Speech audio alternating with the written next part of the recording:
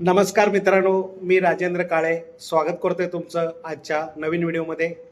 मित्रांनो, आज तुम्हाला एक नवीन माहिती सांगतोय की चिरे बांधकाम जर तुम्ही केलं असेल, लोड बेरिंग कन्स्ट्रक्शन केलं असेल आणि लोड बेरिंग केल्यानंतर बऱ्याच 2 वर्षानंतर असं लक्षात येतं की आपल्याला ज्या रूम केलेल्या आहेत आपण त्या छोट्या आहेत आणि आपल्याला खालचं जे ग्राउंड फ्लोअरचं जे कन्स्ट्रक्शन आहे त्याच्यामध्ये काही बदल करायचे आहे, इंटरफिअर करायचं आहे. तर आपण त्या ज्या मधल्या भिंती आहेत त्या काढू शकतो का? तर त्याबद्दलची ही माहिती आहे. मित्रांनो, तुम्ही जर लोड बेरिंग चिरे बांधकाम केलं असेल किंवा वीट बांधकाम केले असेल आणि त्याच्यावरती जर तुम्ही स्लॅब टाकला असेल आणि भविष्यात तुम्हाला जर इंटिरियर बदल करायचा असेल, आतल्या रूममध्ये एखादी रूम मोठी करायची असेल, पार्टिशन वॉल जर काढायचे असतील तर काढताना मित्रांनो ते काढता येत नाहीत. बऱ्याच जणांनी मला कमेंट करून विचारलेलं होतं किंवा फोन करून विचारलेलं होतं की आम्हाला बदल करायचा आहे, तर बदल करू शकतो का? तर मित्रांनो, जर लोड बेरिंग स्लॅबचं कन्स्ट्रक्शन केलं असेल तर त्याच्यामध्ये बदल करता येत नाही.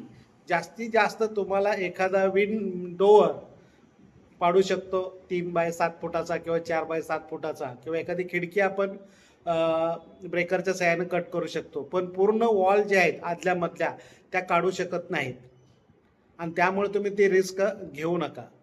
बरेच जण प्रश्न विचारतात की लोड बेरिंग कन्स्ट्रक्शनमध्ये आम्हाला मधल्या भिंती आहेत त्या आम्ही एखादी दुसरी भिंत काढली किंवा बऱ्याचशा भिंती काढल्या तर चालेल का? तर मित्रांनो, रूम बाय रूम स्लॅबचं लोडिंग दिलेलं असतं आणि सगळं लोड हे भिंतीवरती असतं. त्यामुळं तुम्ही कोणत्याही प्रकारची रिस्क लोड बेरिंग कन्स्ट्रक्शनमध्ये करू नका. मात्र RCC कन्स्ट्रक्शन असेल तर बिंदासपणे तुम्ही ज्या आदल्यामधल्या वॉल आहेत त्या काढू शकता, चेंज करू शकता आणि त्या पद्धतीनं बांधकाम तुम्ही करू शकता.